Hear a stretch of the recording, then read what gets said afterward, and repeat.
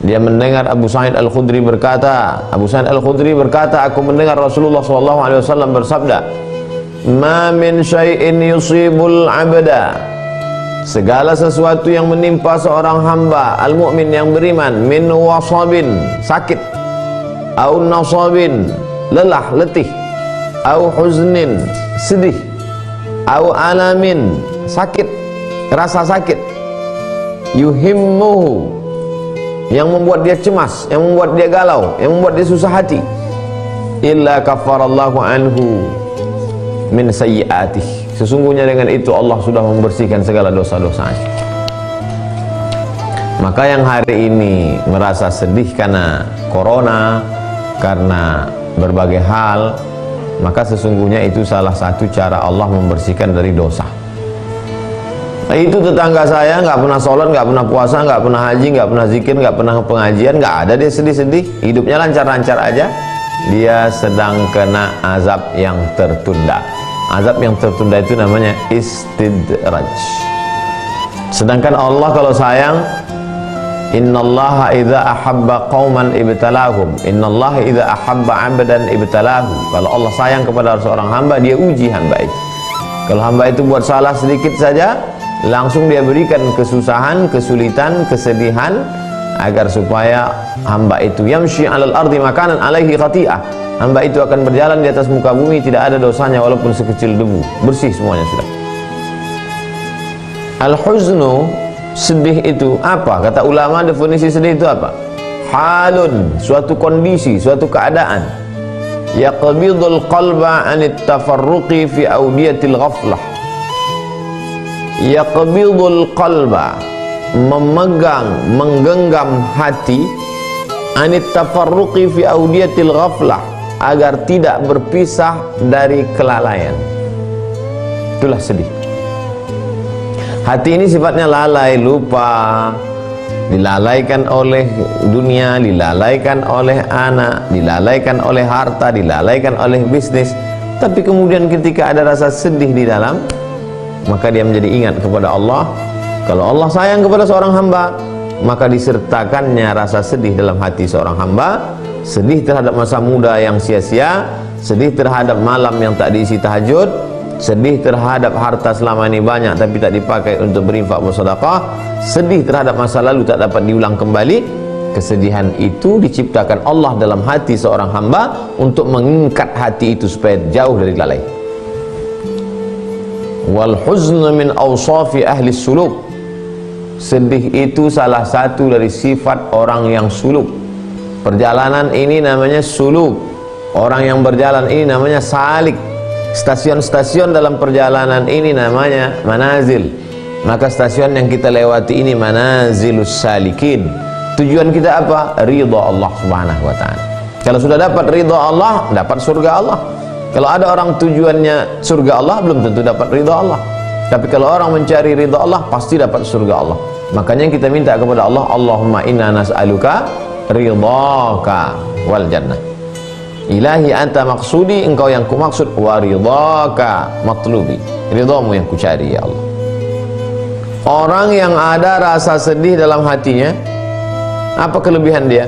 Yaqta'u min tariqillahi fi syahrin ma la yaqta'uhu man faqada huznahu sinin.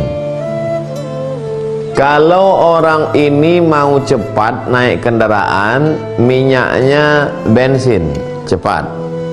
Tapi kalau minyaknya apa lebih mahal dari bensin? Pertamax. Wah, ini gasnya. Tapi tiba-tiba ada satu anak muda ini, motornya biasa aja, tapi kecepatannya luar biasa. Pas ditanya, minyak apa kau isi tadi? Minyak pesawat. Kalau hatimu diisi sedih, maka kau dapat memutus perjalanan yang semestinya diputus bertahun-tahun, tapi dalam bulan putus. Sahibul huzni, orang yang dalam hatinya ada sifat sedih, maka dia dapat memotong perjalanan fi syahrin, dalam satu bulan, mala yaqta'uhu man faqada huznahu sinin. Jadi dia semacam motor, semacam bahan bakar, membuat kita lebih cepat sampai kepada Allah dengan sedih. Oleh sebab itu, kalau ada orang yang bangga dengan tahajudnya, bangga dengan sedekahnya, mendongakkan kepala karena merasa penghuni surga, tapi ada pelaku dosa yang tobat dengan sedihnya, yang dengan sedih itu lebih cepat sampai kepada Allah Subhanahu wa taala. Hei yang tak pernah berdosa, jangan bangga dulu. Hai yang banyak dosa, bersedihlah. Yang parahnya sudahlah banyak dosa, bangga pula. Bertahun-tahun tak sampai. Wa fil khabari, dalam khabar riwayat disebutkan, innallaha yuhibbu kulla qalbin hazinin. Allah itu suka, cinta, sayang kepada hati. Hati yang bagaimana yang disayangi Allah? Qalbin hazin, hati yang selalu sedih. Orang kalau sedih dia ingat Allah, kalau senang lupa. Makanya kalau kita perhatikan perjalanan mereka yang soleh-soleh itu senantiasa melewati kesedihan. Lama tidak punya anak, akhirnya sedih. Kemana mengadu? Kepada Allah. Rabbi inni nadartu laka ma fi batni muharrara. Aku bernazar ya Allah, nanti kalau anakku ini lahir, aku akan jadikan dia sebagai penjaga Baitul Maqdis. Sedih. Maryam lahir, maka dia diawali dengan kesedihan. Meninggal ayahnya bernama Imran. Sedih. Akhirnya dijaga oleh Nabi Zakaria. Muncul lagi kesedihan. Anak gadis pingitan, anak seorang soleh, penjaganya seorang nabi. Apa yang terjadi? Hamil, tak punya suami. Mengamuk Bani Israel. Maka anak abuki mra'a sau'in, bapakmu bukan penjahat, bukan preman. Wa makanat ummuki baghiya, ibumu bukan WTS, tuna susila. Kenapa kau bisa hamil tanpa suami? Apa ungkapan kesedihan Maryam saat dalam kesepiannya itu? Ya laitani mutu qabla hadza. Ya Allah, kalau begini mati sajalah aku sebelum ini. Andai aku mati sebelum ini, wa kuntu nasiyan mansiya, aku menjadi orang yang terlupakan. Ya Allah, satu surat khusus untuk menceritakan orang sedih, surat Maryam. Allah suka kepada hati yang sedih. Maka siapa yang bersedih, jangan mengutuk nasib, jangan galau, jangan caci maki. Air mata menetes karena sedih, air mata dicintai Allah. Mata yang menangis karena sedih, mata yang disayangi Allah. Hati yang remuk redam karena sedih, itulah hati yang dicintai, disukai Allah Subhanahu wa taala. Wa fit Taurat, dalam Taurat disebutkan, idza ahabballahu 'abdan, kalau Allah cinta kepada seorang hamba, ja'ala fi qalbihi naihah, Allah ciptakan dalam hati seorang hamba itu ada ratapan. Padahal meratap itu haram hukumnya. Menangis nggak apa-apa. Meratap itu seorang perempuan ketika meninggal suaminya, kenapa engkau meninggal bang? Kenapa kau tinggalkan kami? Nah, itu meratap namanya, niyahah namanya. Allah suka kalau dalam hati itu ada sedih, meratap, tapi bukan meratap mengutuk nasib, mencaci maki Allah. Meratap, kenapa aku dulu muda tidak beribadah, kenapa dulu muda nggak ngaji, kenapa dulu nggak sedekah waktu kaya, kenapa dulu, itu yang disukai Allah. Sedih. Apa beda khauf dengan khauf? Sudah kita kaji. Khauf terhadap masa depan, huzn, sedih terhadap masa lalu. Kenapa dulu tidak begini, kenapa dulu tidak begini, kenapa dulu tidak begini, itu sedih. Sedangkan takut nggak masuk surga, takut kena azab neraka, takut itu akan datang.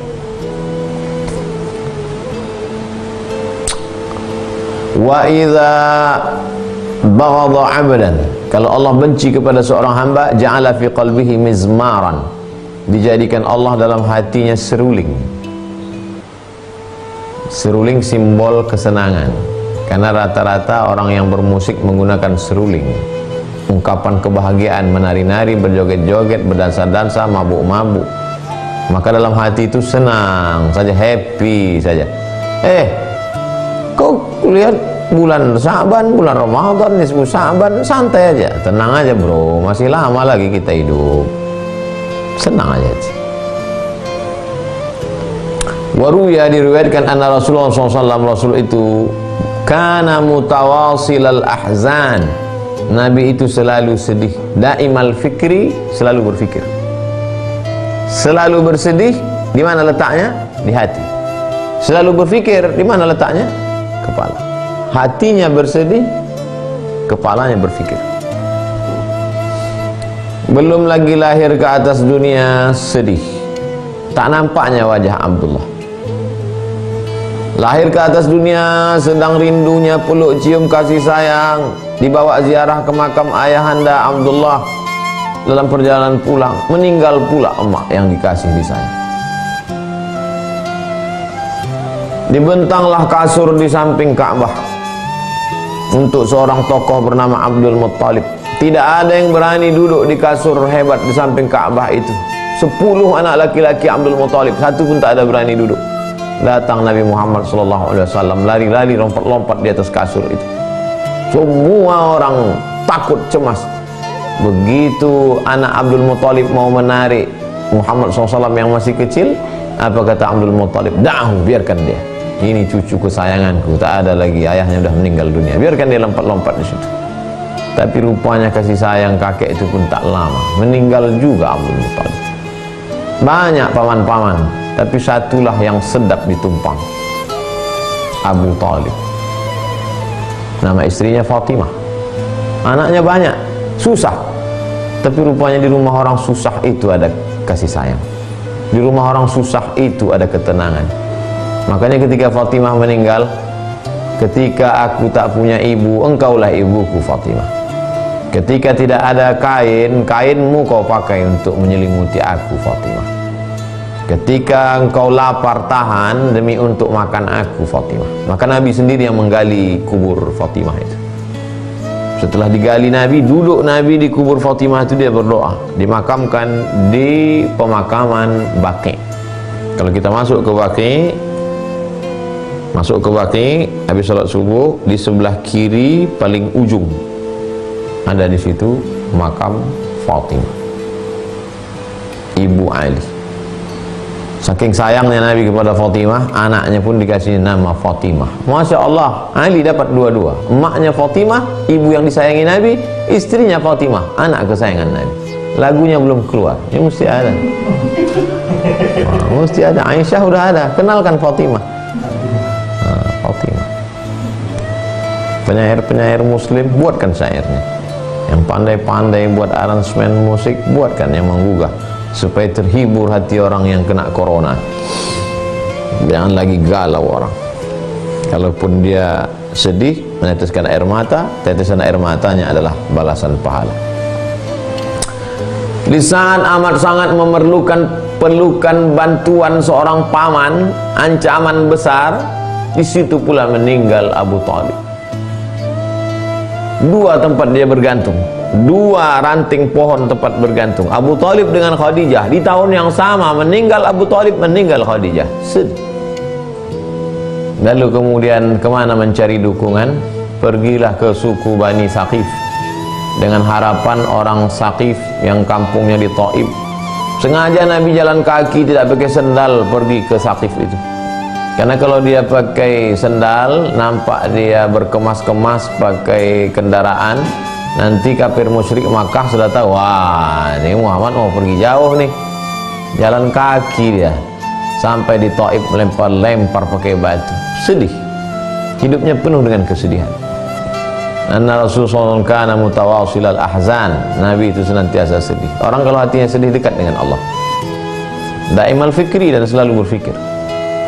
Tapi untuk apa ada buku namanya Don't Be Sad, La Tahzan, Ain Al-Qarni? Jangan sedih, jangan sedih sampai jadi depresi, stres, depresi, gila, bunuh diri. Bukan sedih itu maksudnya. Sedih mendekat kepada Allah Subhanahu wa ta'ala. Sedih mengadu kepada Allah. Sedih bertahajud. Kalau dengan sedihmu makin lama sujudmu, kalau dengan sedihmu makin banyak sedekahmu, kalau dengan sedihmu makin banyak tetesan air matamu, jagalah. Tapi kalau kau dengan sedih makin mau bunuh diri aja bawaanmu, cepat-cepat ke psikolog, psikiater. Waqila, ada ulama yang berkata, al-qalbu idza lam yakun fihi huznun khariba. Kalau di dalam hati itu sudah tidak ada rasa sedih, kharibah, maka hati itu sebenarnya sudah hancur. Karena ada itu orang mengatakan, hatiku hancur mengenang di kau. bukan hati itu hancur karena manusia itu. Hati yang hancur itu bukan itu. Hati yang hancur itu apa? Al-qalbu idza lam yakun fihi huznun kharib. Kalau dalam hatimu tak ada rasa sedih, berarti hati itu sudah hancur. Membaca buku ini kita tidak menilai orang. Membaca buku ini kita sedang merenung diri kita, memperhatikan hati kita. Mari kita renungkan hati kita. Ada tak sedih dalam? Tak ada sedih sikit pun Pak Ustaz. Berarti hatimu sudah hancur. Bak kaca jatuh ke batu berderai, tak dapat direkat kembali. Tangisan orang yang sedih bisa membutakan. Wa buka'us syauqi yughshil basar wa la yu'mi.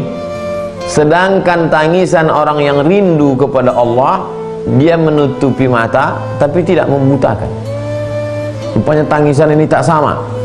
Sama-sama keluar air mata, kita melihat dari luarnya menangis, tapi motivasi air mata itu keluar beda. Yang satu menangis karena sedih, yang satu menangis karena rindu, yang satu menangis karena kekenyangan.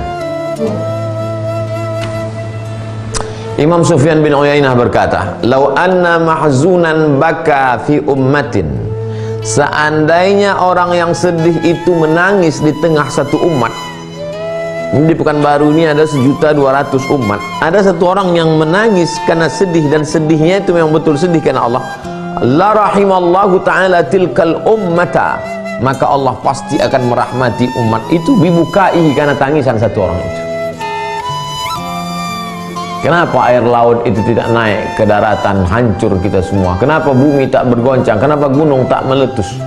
Mungkin ada orang tua yang tak pernah makan riba, makan haram, tak pernah melihat dosa, menangis di tengah malam, ya Rabb, ampunkan dosa kami ya Rabb. Itulah makna firman Allah, wa ma kana Allahu mu'adzibahum wa hum yastaghfirun. Allah tidak akan menurunkan azabnya selama mereka masih mau beristighfar. Satu orang saja menangis, turun rahmat Allah. Wa kana Daud At-Tai, Imam Daud At-Tai al-ghalibu alaihi al-huznu. Sebagian besar masa waktu hidupnya itu diisi dengan kesedihan. Wa kana yaqulu bil laili, di tengah malam dia berkata, ilahi ya Allah, hammuka utlun alal humumi wa hala baini wa bainar ruqadi. Hammuka, kesusahanku, kesedihanku karena aku merasa jauh dari engkau ya Allah. Utlun alal humumi, mengalahkan kesedihan-kesedihan yang lain. Wa hala baini wa bainar ruqadi, kesedihanku itu menghalangi antara aku dan rasa kantuk.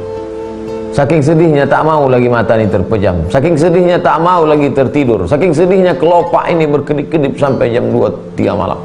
Saking kan sedihnya. Jadi kalau ada orang berkata, saya sedih betul nih Pak Ustaz, terus saking sedihnya tak sholat subuh saya, tak betul. Kalau memang betul sedihmu, sedihmu itu menghalangi engkau dari dosa. Kalau memang betul sedihmu, sedihmu itu membuat kau makin banyak bersedekah. Kalau memang betul sedihmu, sedihmu itu membuat kau tak bisa tidur sehingga tahajudmu lebih banyak.